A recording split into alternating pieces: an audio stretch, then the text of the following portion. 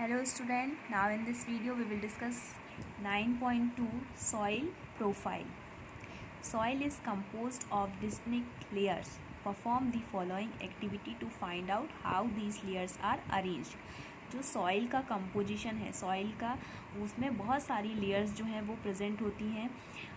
इन layers के बारे में हम इस एक्टिविटी के थ्रू उसको अंडरस्टैंड करेंगे. Now activity 9.2. Take a little soil, break the clumps with your hand to powder it. Now take a glass tumbler, these quarters filled with water,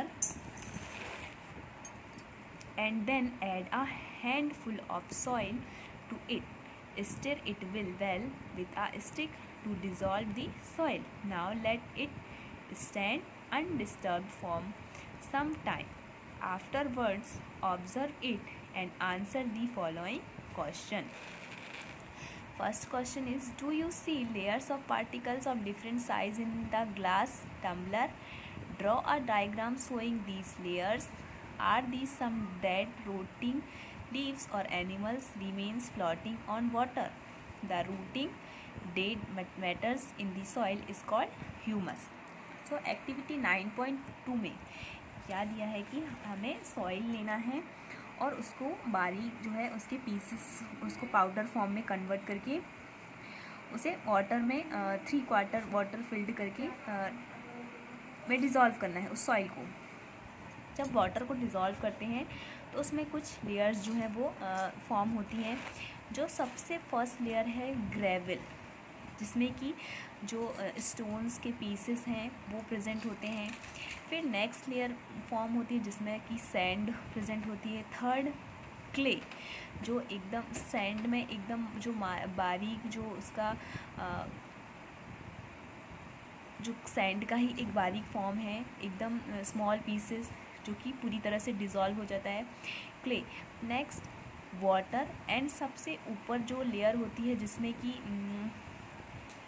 कि क्या जो लीफ होती हैं जो कि सॉइल में जो मतलब जो प्लांट से गिर चुकी हैं, जो पुरानी लीव्स हैं वो प्रेजेंट होती है जिसको कि ह्यूमस कहा जाता है. So the routing dead matters in the soil is called humus. जो सबसे ऊपर लेयर जिसमें कि लीव्स प्रेजेंट होते हैं जो कि फ्लॉट करते रहते हैं वाटर पे, ये जो लेयर है सबसे ऊपर की layer, this layer is called humus. You probably know that the soil is formed by the breaking down of rocks by the action of wind, water and climate. This process is called weathering. The rocks from which it has been formed and the type of vegetation that grows in it. A vertical section through different layers of the soil is called the soil profile. Each layers differ in feel, color, depth and chemical composition. These layers are referred to erosions.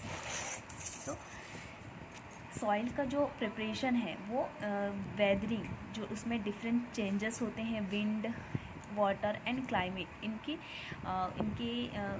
इनमें changes होने से किसका formation होता है, soil का formation होता है. और जब हम इनका वर्टिकल सेक्शन करके देखते हैं तो उसमें बहुत सारी लेयर्स जो हैं वो हमें दिखाई देती हैं और ये लेयर्स जो कहलाती हैं soil profiles. This layer of soil is called the soil profile. And colour, deep and chemical composition. और इन जो सॉइल प्रोफाइल्स होती हैं इनका कलर, उनकी डीप एंड केमिकल कंपोजिशन जो होता है वो अलग अलग होता है और इन लेयर्स को हॉरिजॉन्स में डिवाइड किया जाता है. तो यहाँ पे पिक्चर पे आपको देख रहे हैं सॉइल प्रोफाइल की जो पिक्चर है, सबसे नीचे की जो लेयर है वो कहलाती है बी बेड रॉक.